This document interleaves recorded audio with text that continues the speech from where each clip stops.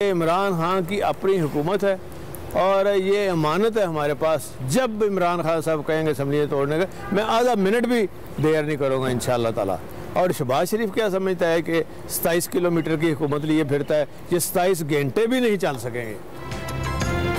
وزیر اعلیٰ پنجاب پرویز الہی نے عمران خان کے کہنے پر اسمبلیاں فوری توڑنے کا دو ٹوک پیغام دے دیا. حکومت کپتان کی امانت قرار دے دی. استعفوں کی صورت میں شہباز حکومت 27 گھنٹے بھی نہ چل پانے کا دعویٰ. وزیر اعلیٰ خیبر پختونخوا نے بھی ہدایت ملتے ہی فوری عمل درآمد کا اعلان کر دیا. سوات سے رکن اسمبلی عزیز اللہ نے سب سے پہلا استعفیٰ وزیر اعلیٰ کو بھجوا دیا. پنجاب اور خیبر پختونخوا میں تحریک عدم اعتماد لائیں یا گورنر راج لگائیں، اسمبلیاں کیسے بچائیں؟ نون لیگ کی سوچ بچار. حمزہ شہباز کی زیر صدارت نون لیگ کی پارلیمانی پارٹی کا اجلاس آج ہوگا. خیبر پختونخوا میں اپوزیشن سرگرم، استعفے آئے تو ضمنی انتخابات کرا دیں گے. خرم دستگیر کا موقف، تحریک عدم اعتماد میں تاخیر پر گورنر راج لگا دیا جائے گا. میاں جاوید لطیف کا انتباہ. آزاد کشمیر میں 31 سال بعد ہونے والے بلدیاتی انتخابات کے غیر سرکاری اور غیر حتمی نتائج کی آمد کا سلسلہ جاری. مظفر آباد میونسپل کارپوریشن کے 36 وارڈز میں سے 12 پر نون لیگ کی کامیابی.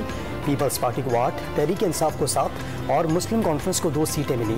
7 پر آزاد امیدواروں کو برتری. متنازع تقریر اور توہین آمیز ٹویٹ کے الزام میں ایک بار پھر گرفتار اعظم سواتی کا 2 روزہ جسمانی ریمانڈ. FIA نے چک شہزاد میں فارم ہاؤس سے گرفتار کیا. چیئرمین سینٹ کو باضابطہ آگہی. PTI سینیٹر کے خلاف کراچی، اندرون سندھ اور کوئٹہ سمیت مختلف شہروں میں 2 درجن سے زائد مقدمات درج. جنرل ساحر شمشاد مرزا نے chairman joint chiefs of staff committee کا چارج سنبھال لیا. نئی ذمہ داریاں سنبھالنے کی پروقار تقریب میں تینوں مسلح افواج کے حاضر اور ریٹائرڈ افسران کی بڑی تعداد میں شرکت. جنرل ساحر شمشاد مرزا نے گارڈ آف آنر اور مارچ پاسٹ کا جائزہ لیا. Army chief general Qamar Javed Bajwa کا فوجی فاؤنڈیشن کا دورہ. صحت عامہ کے مختلف منصوبوں کا افتتاح. فوجی فاؤنڈیشن کے تحت نرسنگ کالج اور انسانی اعضاء کی پیوند کاری کا جدید مرکز قائم کیا گیا.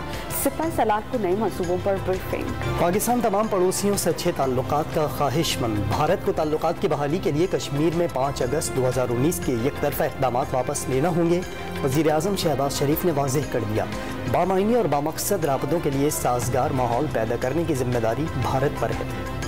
اربوں روپے کا ریونیو دینے والے سائٹ کراچی کا انفراسٹرکچر تباہ. ٹوٹی پھوٹی سڑکوں پر ٹریفک جام معمول بن گیا. صنعتی مزدوروں کا منٹوں کا سفر، گھنٹوں پر محیط. مال بردار گاڑیوں کا گزرنا محال. ڈرائیور فیول کا خرچہ بڑھنے کا شکوہ کرنے لگے. شائقین کرکٹ کا انتظار ختم. 17 سال کے طویل عرصے بعد انگلینڈ کی ٹیسٹ ٹیم پاکستان پہنچ گئی.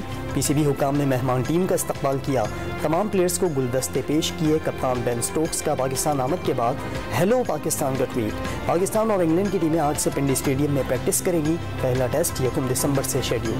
فٹ بال ورلڈ کپ میں ایک اور بڑا اپ سیٹ. مراکش نے عالمی نمبر 2 بیلجیم کو 0 کے مقابلے میں 2 گول سے مات دے دی. مراکش کے عبدالحامد اور ابو خلال ایک بار گیند جال میں پہنچانے میں کامیاب.